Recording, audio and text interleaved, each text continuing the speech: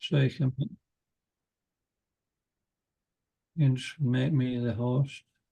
I'm just figuring out how to do this. Hang on. Make host. There you go.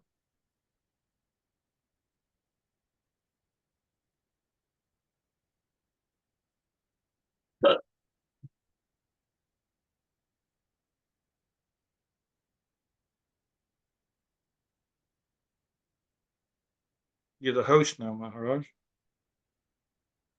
Okay.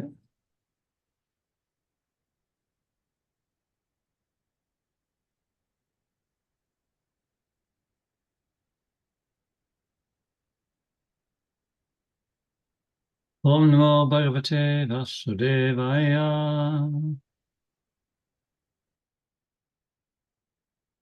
Om Namo Bhagavate Vasudevaya.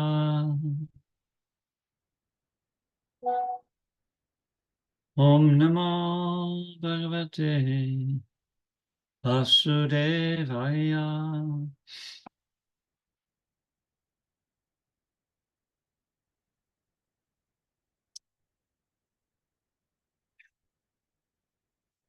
Okay, so we start in chapter 3 of Bhagavad-gita.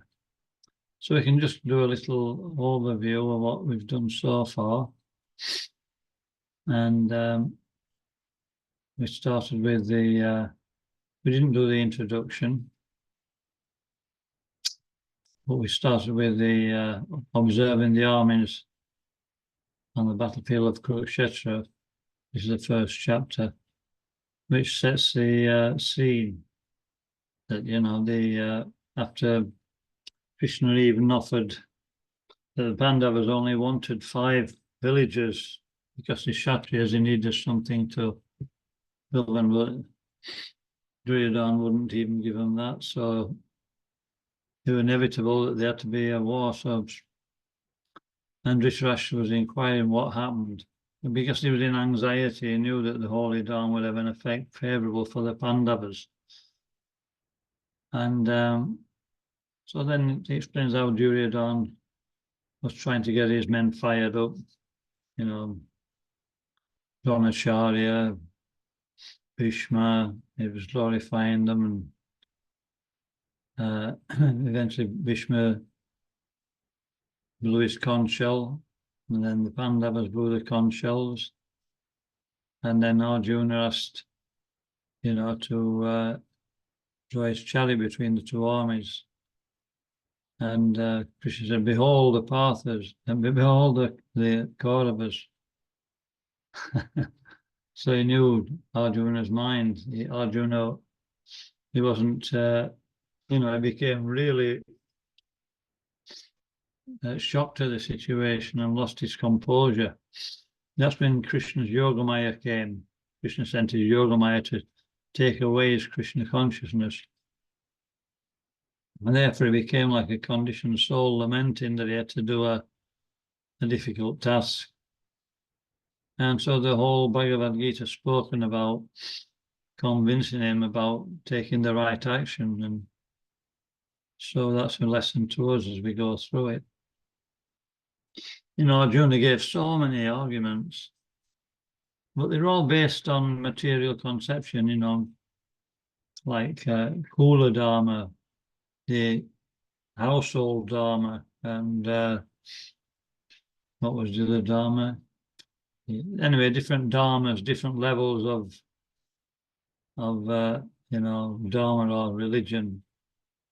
But they weren't actually on the highest platform. He was, and he gave 6 excuses.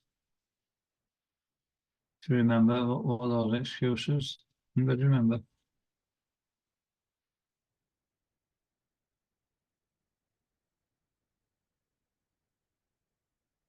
He said that to be, he felt compassion that, you know, he didn't want to kill on the other side. He said, let him have the kingdom. I prefer to live by begging. So that was his idea of, that's the idea of a materialist. we sometimes do that when we go to the, to these health food shops. People who work in these places, they've got that misconception that they're being compassionate. But they misled, actually. There's only the devotees got real compassion. Then next, what was the next one? He thought, how can I be actually happy? He was thinking about his own happiness. If I had to kill all my relatives, I won't be able to enjoy the kingdom after they're dead. And who would I enjoy it with? And then he said it's actually sinful to kill one's relatives. So this is another level of religion. Maybe it is on mundane dharma. And he said, also destroying the elders of the dynasty means that there's nobody to, educate the youth in proper religious principles and make sure they follow them. So that, the whole system will go to hell. And then, he became so confused, he didn't know what to do. It's called indecision. So they were the 5 reasons. And so then, he actually threw down his bow, he was lamenting. And somebody having trouble getting on here. I thought I'd let him on, Andy. Anyway, let's see. He may make it. Yes, so then, the second chapter starts. And, he can, even though he's surrendered, is leaving it in Krishna's hands to some degree, he's still not 100% sure whether he wants to take initiation or not. You know what I mean? So, and then eventually he just actually throws a towel in. He says, Karpanya doshopahat svabhava. Now I am your disciple and a soul surrendered unto you. Please instruct me. And so then Krishna starts to change his tune. He doesn't act like a friend anymore. He acts like a spiritual master, and he calls him a fool. And he starts defeating his arguments. First of all, he did, from the 10th verse all the way through to, I think it's 31 in the second chapter. He actually explains the position of the soul and the real identity that the soul can't be killed.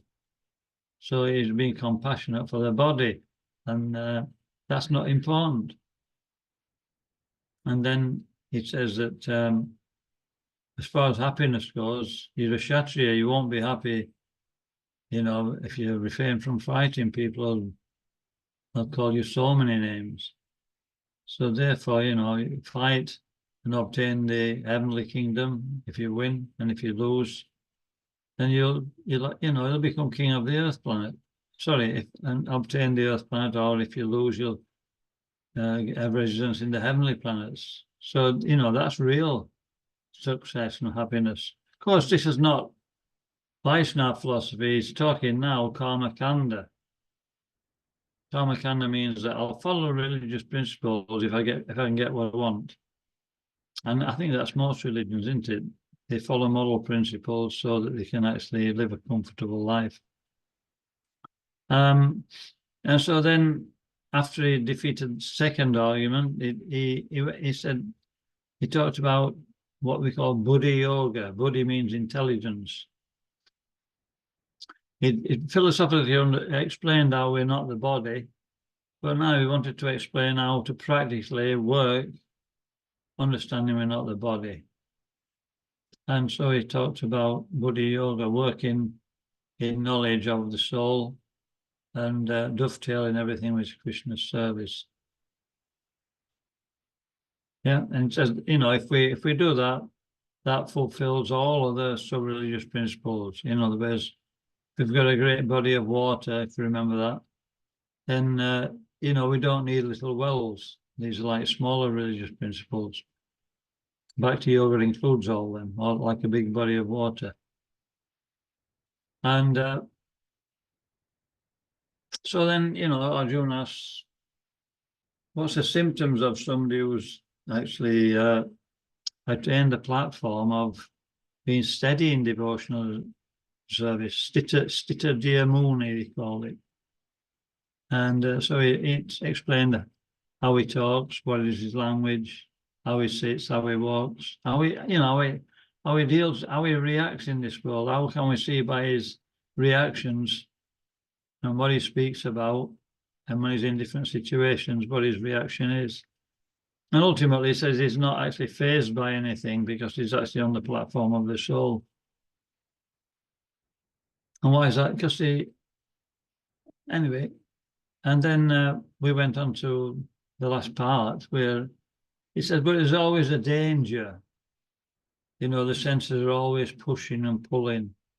So we have to be careful. We have to be, diligent. So even one of the senses can take away our endeavor to become Krishna conscious. So he said, but when we reach the final platform, when we're actually really well situated, he said, we won't be agitated. It's like, many rivers are falling into a great body of water, like the ocean, but they don't change the volume of the ocean. They're insignificant. So, when one's full in Krishna consciousness, all of the different things that may happen to us, they're actually insignificant. They don't cause us distress. And that's how we finished the second chapter. So, he concluded the whole Gita in that second chapter. But very, very simple. And so, Bhagavad-gita then goes into every minute detail because it's talking to not just devotees, it's talking to non-devotees, it's talking to people who follow jnana yoga, people who follow, karma yoga, different levels, and so forth.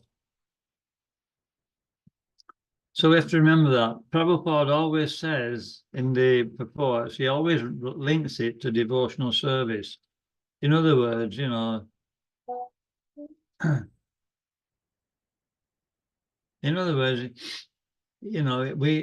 always shortcuts everything that, the actual translation saying and relates it directly to just practice devotional service.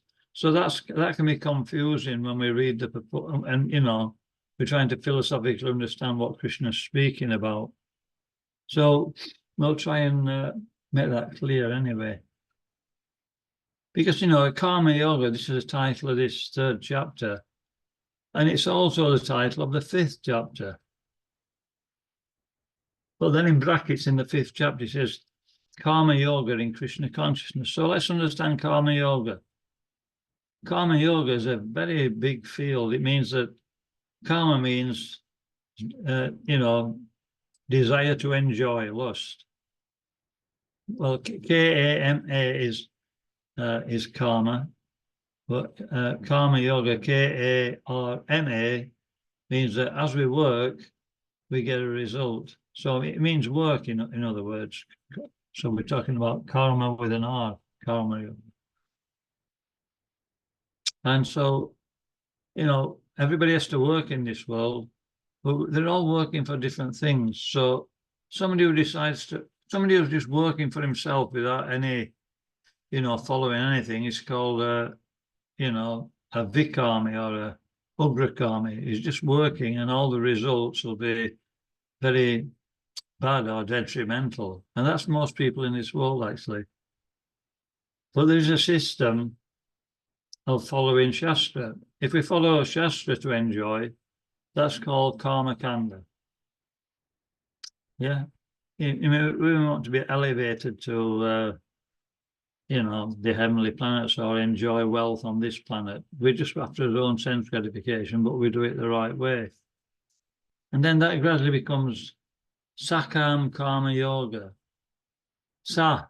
It means that I want to enjoy the results, but, I understand that there's a higher goal in life, so I'll surrender some of the results. Not very, maybe even begrudgingly. We know that life's meant for a higher purpose, so we start to not just try to enjoy, but it's called Sakam Karma Yoga. We're trying to achieve a goal. Yeah. And that goal, it may not be that we're actually in knowledge of the Supreme Lord. We may be in knowledge that, a little bit of jnana that we have, that by following this process, we become free from suffering. And we're aiming towards the impersonal understanding of the absolute truth, like that. And then what happens then is that as we follow that process, it's called yajna, sacrifice. We're not just trying to enjoy everything as self, but we're sacrificing that tendency to enjoy for a higher purpose. So that's called yajna. And we'll hear in this chapter how yajna is actually a name for Vishnu. So even though we may be actually, not understanding that, if we perform yajna according to Shastras, then, because we're following the words of the Lord in how to perform that yajna, then that link to Krishna makes it successful. Otherwise, there's no success. So then one becomes purified by giving up the attractions. His heart becomes frustrated. So then he realizes that the material world is not a place of enjoyment. So then he wants to become more serious about performing his karma, performing his work. So then it comes to Nishkam Karma Yoga. Nishkam means without trying to enjoy. We don't enjoy the results. We'll give the results up. But we have a particular propensity to work in a certain way, so we'll work in that way. And this is not necessarily a devotee yet.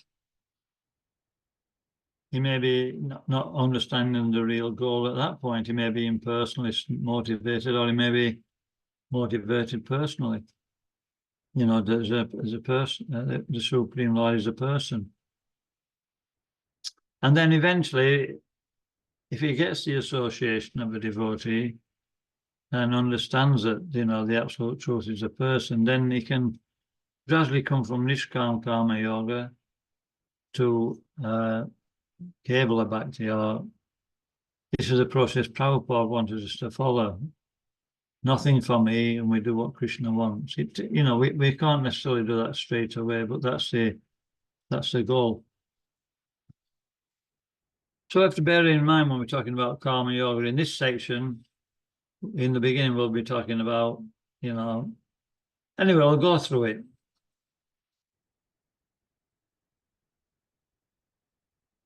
And Karma Yoga can also mean, if we're following Bhakti Yoga, it means Bhakti Yoga.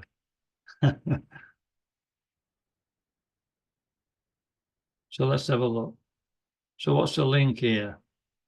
In the second chapter, Krishna has mentioned about why should we actually do anything in this world? Because, it's binding.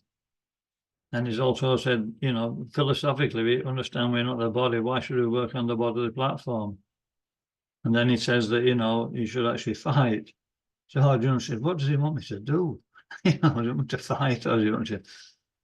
And so this is the first question he asks in the first verse. I'll just run through the whole chapter first. So 1 and 2, what do you want me to do? Do you want me to renounce, or do you want me to work? Then the next 3 to 9 says, it says that actually we can't stop working. We've got a body. We can't just stop working with the body. We have to eat. We have to, we have to live.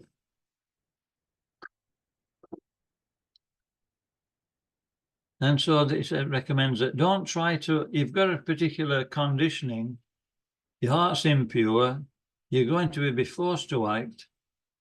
So if you try to be a renunciate and stop working because you theoretically understand we're not the body, you're trying to renounce everything, you won't be able to do it. it's as simple as that. You'll freak out at some point, and you'll just get really into sense gratification. You'll become what they call a mithyachar. A mithyachar means one who's a pretender. We're pretending to be renounced, but we can't. That's what we'll finish up being if we try to renounce. So it says, perform your prescribed duty, nishkam karma yoga. And it's telling him to do it,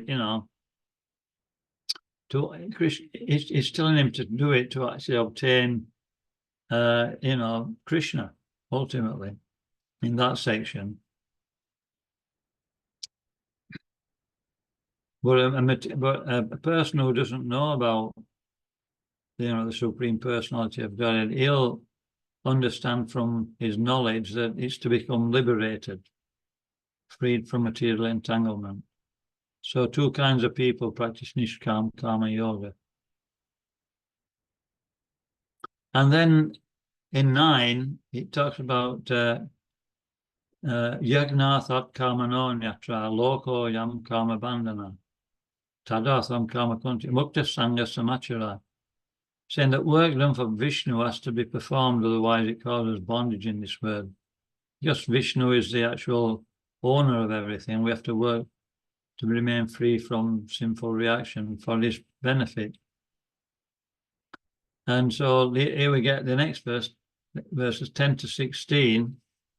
It's starting off with Karma Kanda, where one's just selfish, but he follows Shastra, and how it merges eventually through purification into Karma Yoga. And then he starts talking about that. Remember, I was talking about the different yogas, different Karma Yogas, and Nishkam Karma Yoga. And then if you get to the point where you're actually, you're freed from material attachment, what do? Stop performing Nishkam Karma Yoga? No. Carry on to set an example for others. So in that section, Krishna defeats Arjuna's argument about, destroying dynasty. People, there'll be nobody to guide the youth. He says, no, if you don't do your duty, the younger generation will follow your example and they won't do their duty. That's what will happen. He says, you'll misguide the situation, misguide the civilization. And Krishna even said in that section that even I've got nothing to do in this world, I'm completely aloof, but even I do it, just to set an example. And then finally, so that's the, first thing he's saying, do your duty, do your work. Whatever level you're on, the best thing to do is do your work.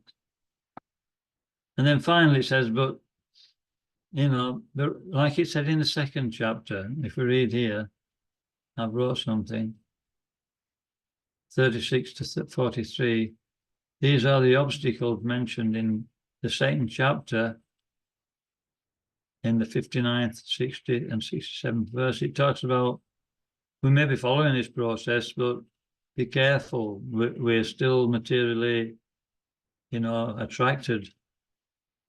So we have to, and what is that attraction? And then he explains about the lust and concludes the 3rd chapter like that. So what I'm going to do, I've said a lot there, because I think it's easier to do it that way. I find that when I start to go through, when we're reading into all the reports, even I get confused and I don't know how to actually, you know what I mean? I know what it's talking about, but to try and explain it and all the little nuances and everything, it just becomes like, I don't think anybody will actually be any the wiser at the end. Because it's supposed to be an overview. I think what we'll do, I've explained things in a nutshell. So we'll read through the verses. And if you're attentive, if there's anything that is not clear, then, just put your hand up and then we'll go through it, okay? And I'll go through what we've been speaking about again as we go through it to make it more clear. So who's going to go first? Jai Krishna, do you want to read? I don't know how many's on this call. There's not so many, is there, this week? 7 or 8. Yeah, there's about 7 or 8. I'll read first, Maharaj. All right, well then. Okay. Text 1. Arjun said, "O Janardana, O Keshava, why do you want to engage me in this ghastly warfare? If you think that intelligence is better than fruitive work." Text 2. My intelligence is bewildered by your equivocal instructions. Therefore, please tell me decisively which will be most beneficial. The Supreme Personality of Godhead said, "O sinless Arjun, I've already explained that there are two classes of men who try to realize the self. Some are inclined to understand it by empirical philosophical speculation, and others by devotional service.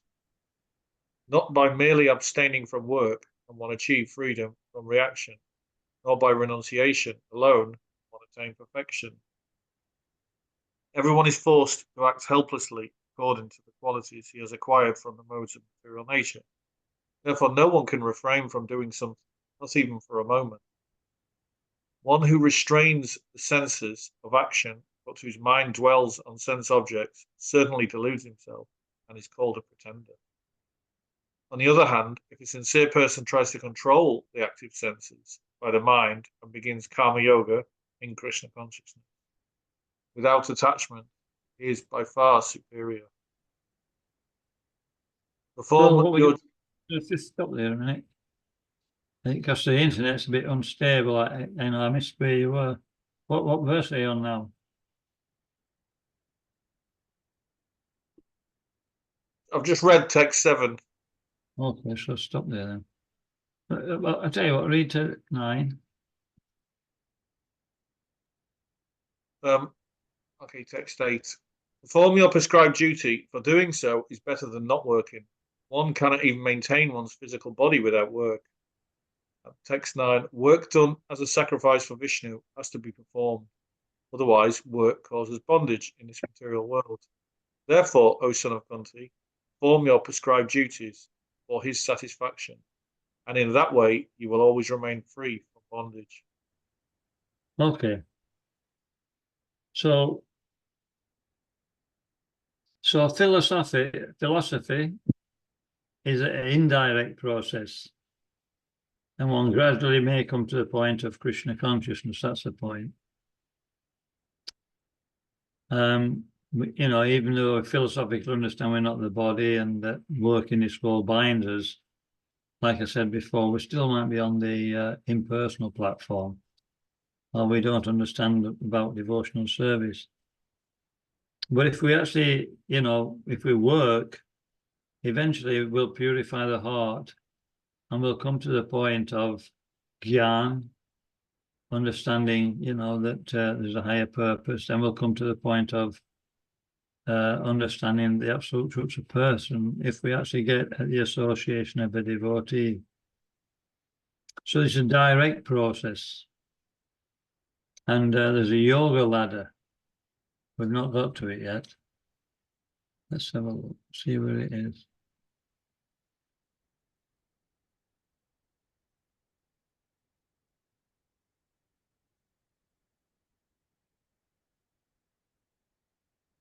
There we are. I'll show you now. See that? So this is the one. Can you see? Can you read that?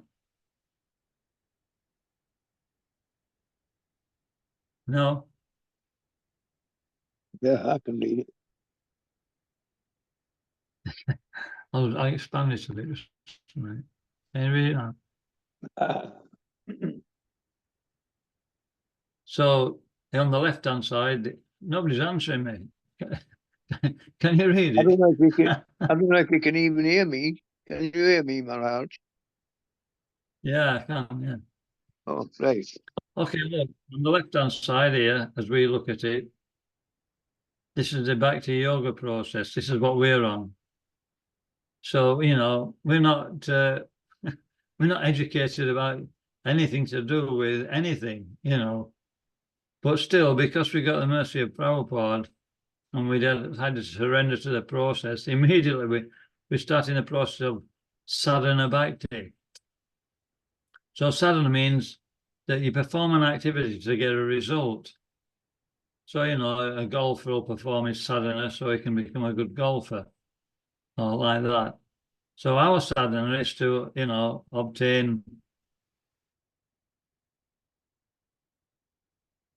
the mercy and the darshan, Supreme Personality of Godhead, to obtain pure devotional.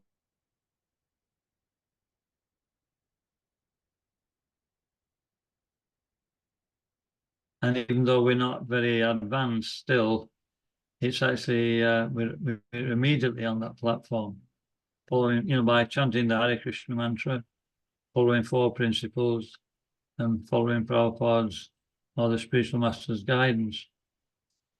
And then this is called, Vaidhi. Vaidhi means rules and regulations. There's 2 kinds of sadhana bhakti. One is bhava bhakti. No, it's not bhava, it's called raga bhakti, or spontaneous devotional service. Raga means attachment. We have some attachment for the process, and therefore it's more spontaneous. We don't have to be told what to do. We do it because we want to. And but Vaidhi means that the other type of, raga bhakti, we are following Vaidhi bhakti, which means we're told what to do. We're told to get up in the morning, follow 4 legs principles, chant 16 rounds, distribute books, do some service. And so we're doing it, because we're told to do it, whether we like it or not. It's rules. We know that we're intelligent enough to know that this is the best thing for me. And by purification, then that will become more and more spontaneous. And then it'll come to Raganuga Bhakti, or Ragatmika Bhakti, Raga Bhakti, where we're attracted to serving Krishna. And that matures in Bhava Bhakti, where Bhava means feeling. We actually feel reciprocation. And then eventually that matures in pure devotional service, Prema Bhakti. And compared to that, the other extreme right, we've got a process where, before Lord Chaitanya appeared and gave us this process of chanting the holy name and the disciplic succession, delivered it eventually through Prabhupada, they would have to, it says animal life. So everybody's, in the material world, 99% actually live on the animal platform. So that's why it says animal life.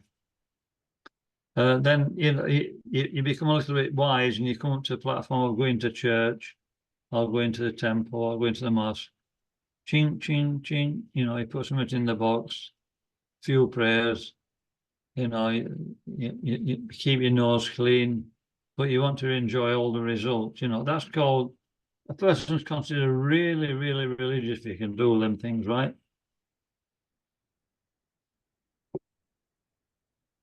It's not good, it's not really.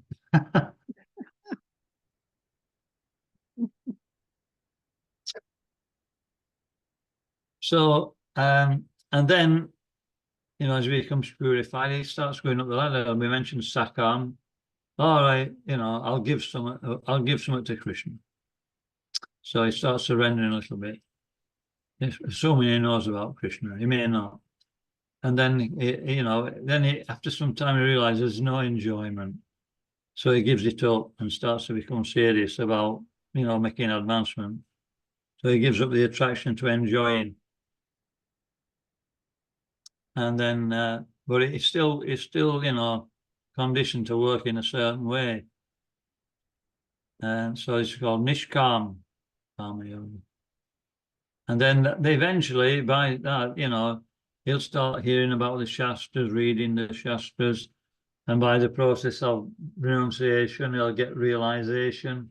So he comes to the platform of Gyan. He understands he's not the body.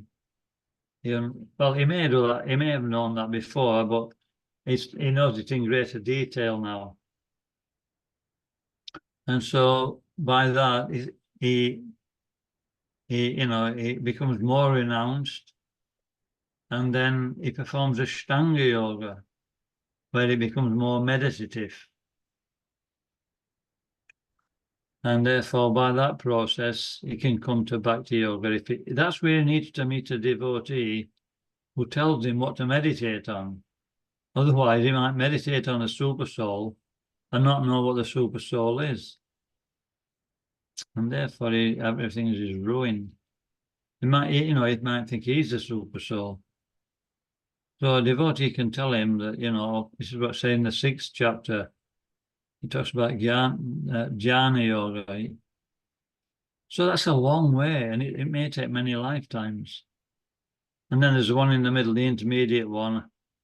I won't bother explaining that because I can't really, I don't really know why they put that in there. Okay.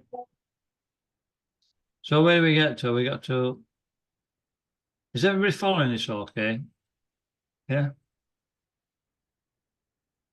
So now we're on to 7, on to 10. So we've just said that, work has to be performed for a higher purpose. And that higher purpose is Vishnu. Vishnu, another name for Vishnu is Yajna. Yajna means sacrifice. So we've been talking about sacrificing to get further, to elevate ourselves in spiritual life.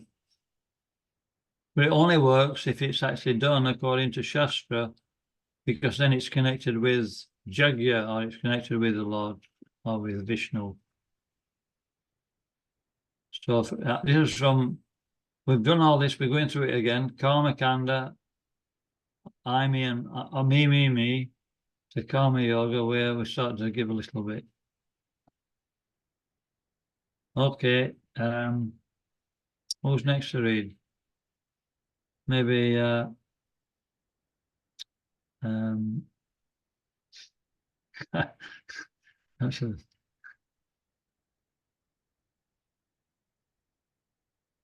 my brain's gone. I forgot all the names now.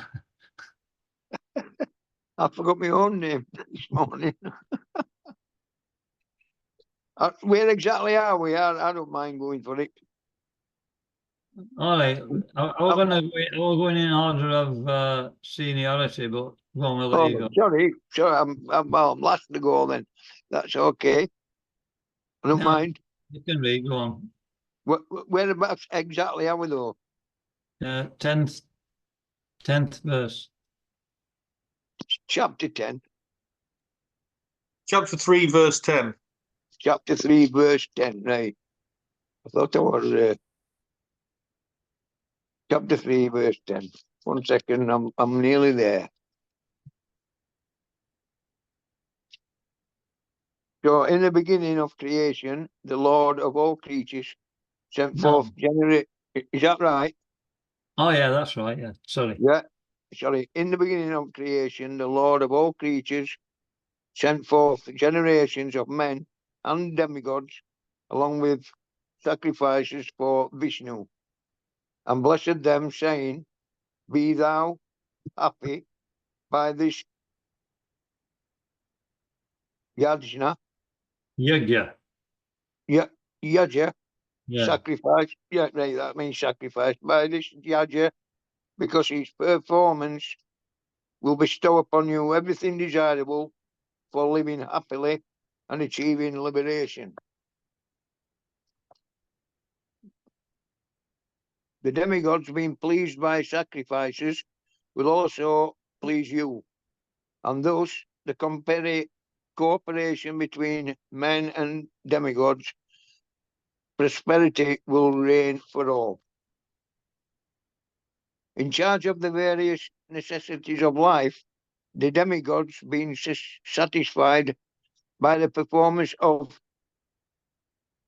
yajna, will supply all necessities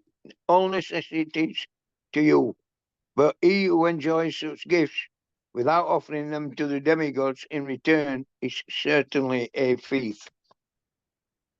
Okay, so stop there. Yeah. So this is we're talking about Karma Kanda.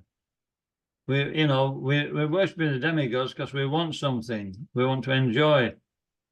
But it's in that verse it says in the purport, it's talking about during the type of sacrifice that they would perform. You know, in the word yajna would be there. It would mention Vishnu, so therefore it would be successful. And then from this point onwards, it'll start talking about the yajna of, you know, offering our food. In other words, you know, unless we can eat, nothing will work. To live, we have to eat. So that's the first yajna, to understand that we're living at the mercy of a higher authority. And if it doesn't rain or we don't have sufficient grains, then, you know, we can't live in this world. And so it starts to mention that we, you know, if we perform yoga, our food becomes purified. And then it starts talking about offering that food to Krishna. So now it's coming from karma kanda to understanding the goal. It's called karma yoga. We're wanting to connect. Okay, so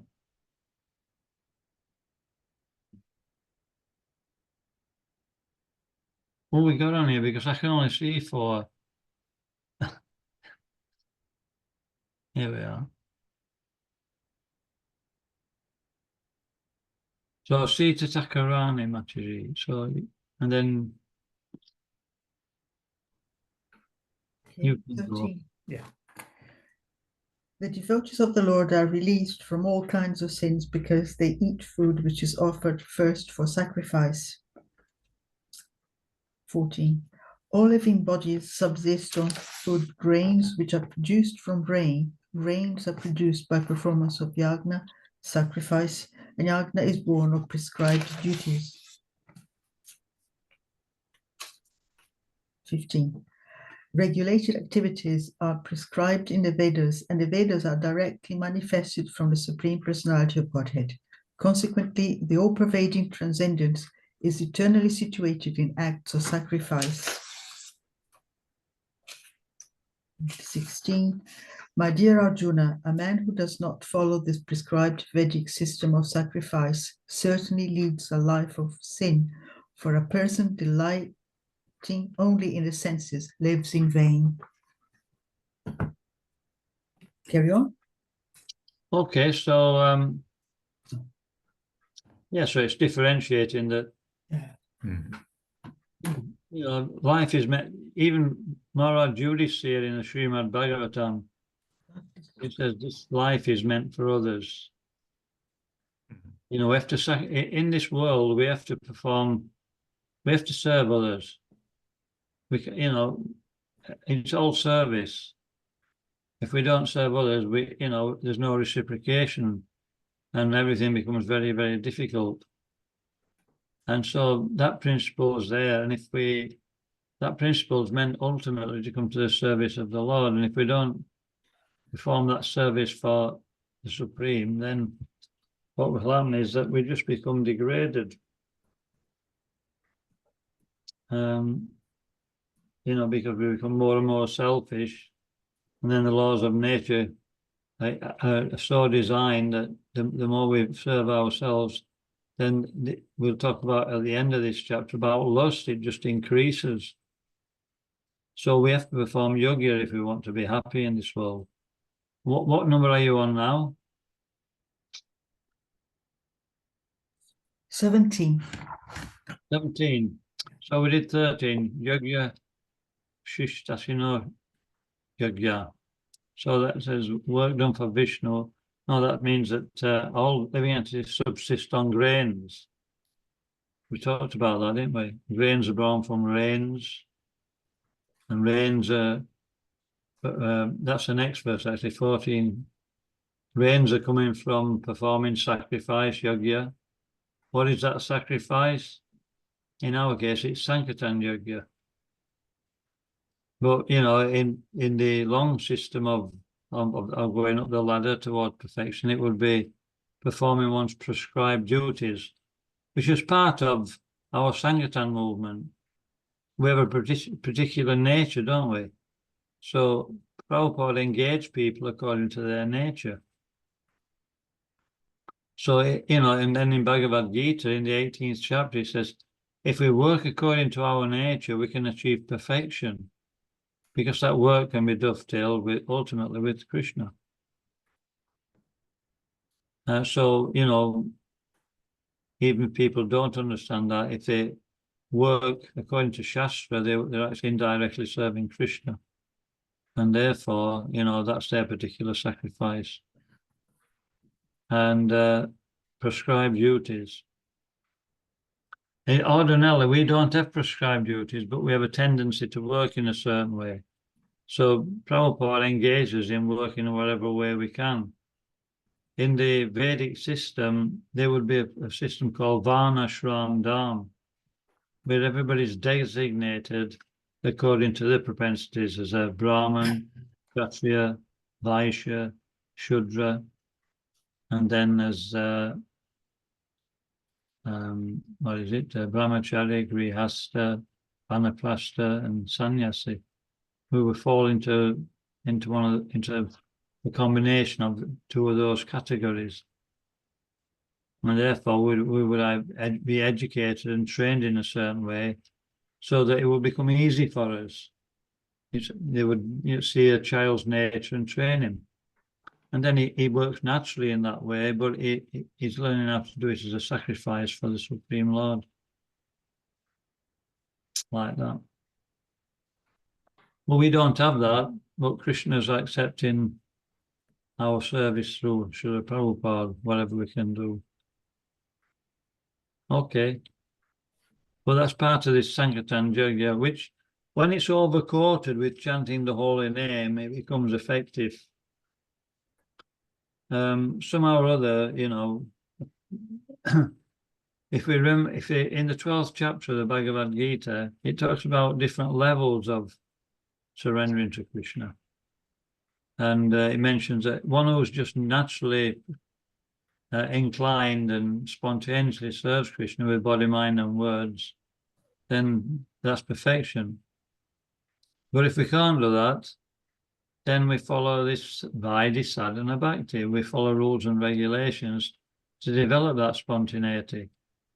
If we can't do that, then we support this movement. We support the Sankirtan movement by, you know, physically or by donations, even though we may not be following the process of sadhana bhakti, Vaidhi sadhana bhakti. Like, it gives a different, so we can all engage. Yeah. So that's what we do in the beginning. When somebody comes, immediately you start to, you know, engage them in some menial service. And then they start to understand the process. Then they start to chant and follow properly. Okay. So Donald stammers. 17. Back to Don. 17. But for one who takes pleasure in the self, whose human life is one of self-realization, and who is satisfied in the self only, fully satiated, for him there is no duty. A self-realized man has no purpose to fulfill in the discharge of his prescribed duties, nor has he any reasons not to perform such work, nor has he any need to depend on any other living being. Therefore, without being attached to the fruits of activities, one should act as a matter of duty, for by working without attachment, one attains the supreme. Kings such as Janaka attained perfection solely by performance of prescribed duties. Therefore, just for the sake of educating the people in general, you should perform your work. Whatever action a great man performs, common men follow, and whatever standards he sets by exemplary acts, all the world pursues.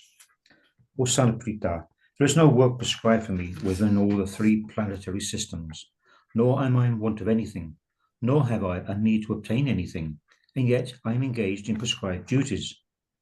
For if I ever fail to engage in carefully performing prescribed duties, O Partha, certainly all men would follow my path. Okay, let's stop there. So that's what we were saying earlier, is that now, you know, when we're actually advanced, we're not attracted to material things. then we don't have to actually, you know, there's no work prescribed for us. We're already actually serving Krishna, but we carry on doing so. It's telling Arjuna, you have to do it in order to set an example for others, otherwise others won't actually follow. And even Krishna, as we said before, does that. This is the point that we're going to make next. So if Krishna sets the example that way, then we should also follow. Yeah. Okay, so Kalpesh, bro, do you want to read? Yes, Prabhu. Yes, Maharaj. Thank you. Hare Krishna. Text 24. If I did not perform prescribed duties, all these worlds would be put to renunciation. Renuation. I would be the cause of creating unwanted population, and I would thereby destroy the peace of all living beings. As the ignorant perform their duties with attachment to results, the learned may similarly act, but without attachment, for the sake of leading people on the right path. So as not to disturb the minds of ignorant men attached to the fruitive results of prescribed duties, a learned person should not induce them to stop work. Rather, by working in the spirit of devotion, he should engage them in all sorts of activities for the gradual development of Krishna consciousness. Text 27. The spirit soul, bewildered by the influence of false ego, thinks himself the doer of activities that are inactively carried out by the three modes of material nature. Should I continue, Maharaj? Okay, stop there.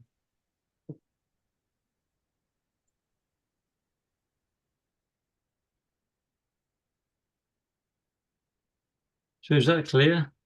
Does anybody need an explanation?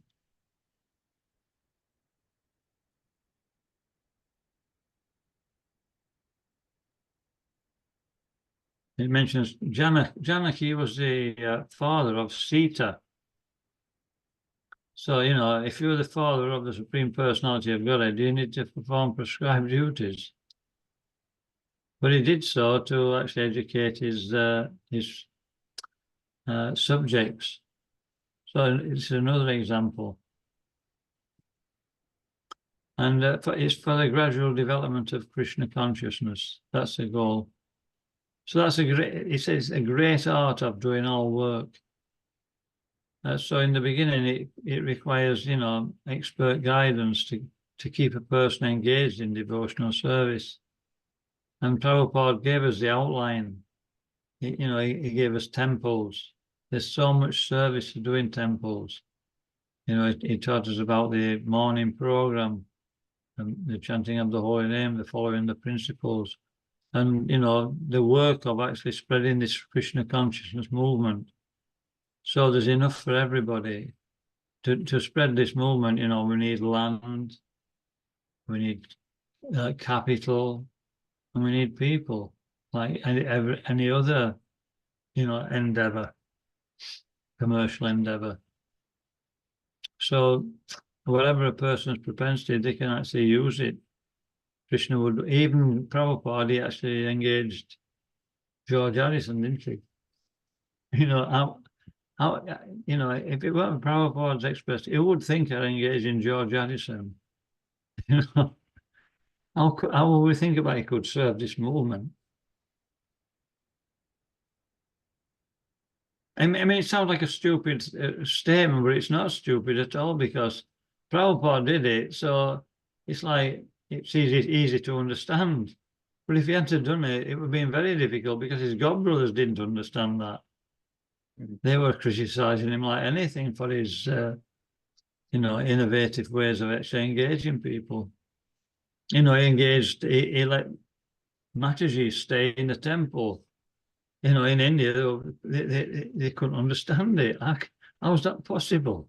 I mean, Mataji is into Brahmins, and they were going on, you know, distributing books. He completely, what's the word? He broke all the rules. But he was expert enough to do that and still maintain the process. That's the thing. We're going to lust now. We got up to 27, 28. So I'll just, we may not complete by reading. Anyway, we'll go through. So we'll let, who's just listening? Is that Mayapurishwari? Sandeep Prabhu, do you want to carry on reading? Yes, Prabhuji. Text 28. One who is in knowledge of absolute truth, Almighty Arm, does not engage himself in the senses and self-gratification, knowing well with the differences between work in devotion and work for fruitive results. Text 29. Bewildered by the modes of material nature, the ignorant fully engage themselves in material activities and become attached. But the wise should not unsettle them, although these duties are inferior due to the performer's lack of knowledge. Text 30. Therefore, O Arjuna, surrendering all your works unto me with full knowledge of me, without desire for profit, with no claims to proprietorship, and free from lethargy, fight. Text 31. Those persons who execute their duties according to my injunctions and who follow this teaching faithfully, without envy, become free from the bondage of fruitive actions. Text 32. But those who out of envy disregard these teachings and do not follow them regularly are to be considered bereft of all knowledge, befooled and ruined in their endeavors of perfection. Text 33. Even a man of knowledge acts according to his own nature, for everyone follows the nature he has acquired from three modes. What can repression accomplish? Text 34. There are principles to regulate attachment and aversion pertaining to the senses of their objects. One should not come under the control of such attachments and aversion because they are submitting block on the path of self-realization. Text 35. It is far better to discharge one's prescribed duties, even though faultily, than others' duties perfectly. Destruction in the cause of performing one's own duty is better than engaging in others' duties, for the follow another path is dangerous. Text 36. Arjuna said, O descendant of Varsni, by with is one impelled to sinful acts, even unwillingly, as if engaged by force. Text 37.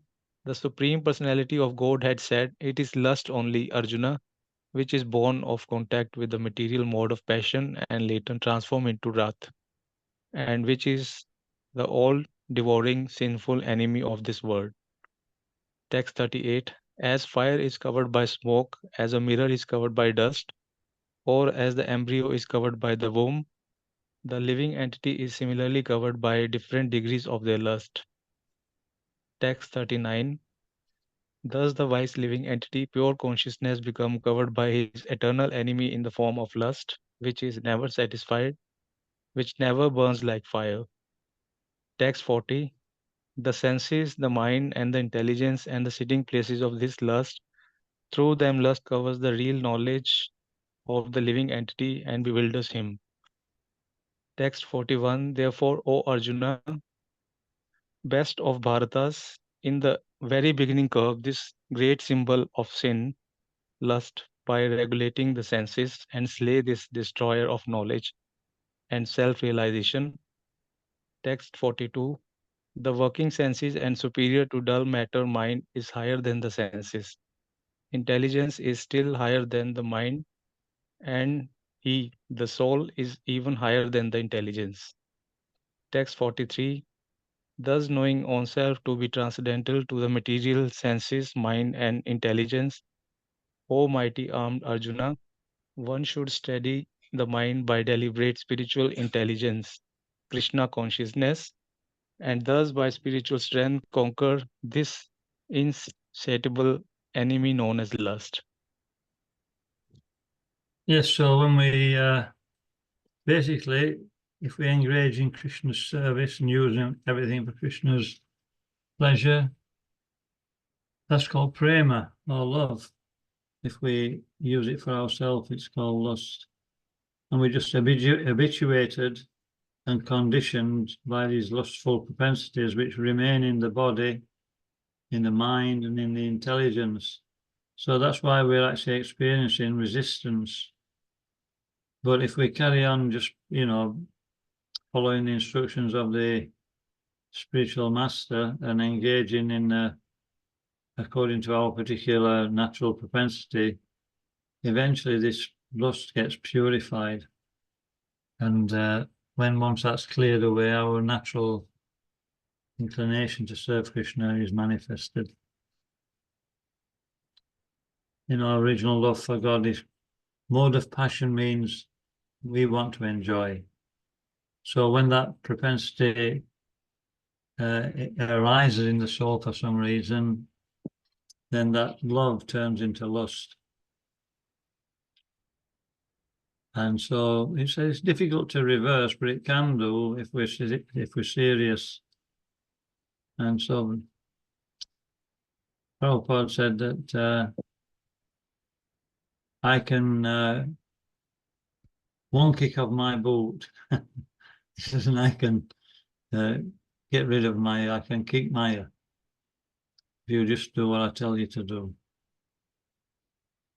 So that's a advantage of we have over previously. It's such a wonderful process that, Prabhupada was able to even change the hearts of the most, degraded people at that time, the hippies. They, it was just like lust gone mad, intoxication, illicit sex, everything.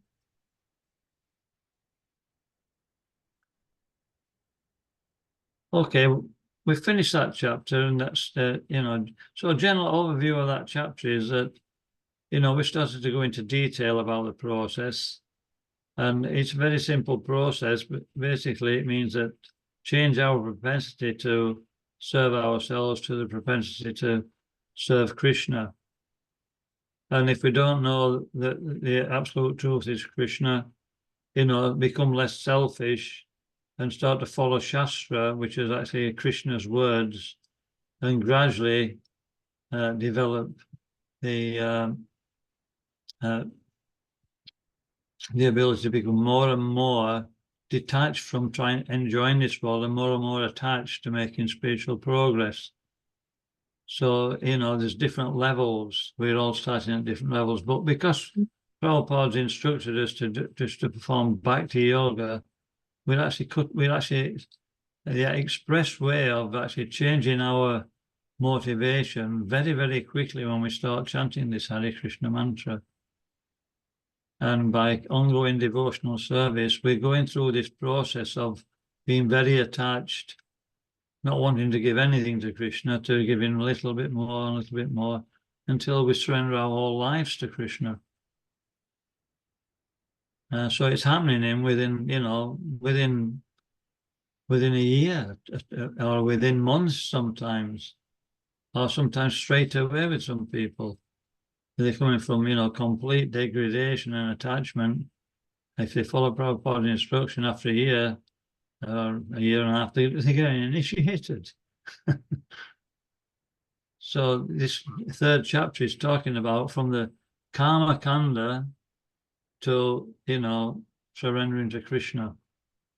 But it's more based on working karma, at least work with detachment. So that'll be the difference. So Prabhupada's always relating that to Bhakti Yoga in the purport. So when we come to chapter 5, it'll say Karma Yoga again. But this is specifically serving Krishna, not dealing with necessarily lower forms of karma. Yeah? Or Karma Yoga, Karma Kanda, like that. So it gives us a bit more detail about the process of how Krishna consciousness is working. And in between that, next week we'll have transcendental knowledge. So, you know, by working in a detached way, by studying, by working in a detached way, we get some knowledge, but by studying Shastra at the same time, we get more knowledge. And what knowledge leads to renunciation. When we realize something is bad for us, and then we practice working, we start to realize it practically, we just naturally give up our attachments.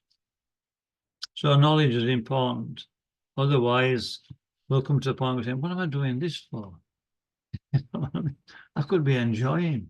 I'm doing so much just. So that means no knowledge. Okay, any questions before we wrap up?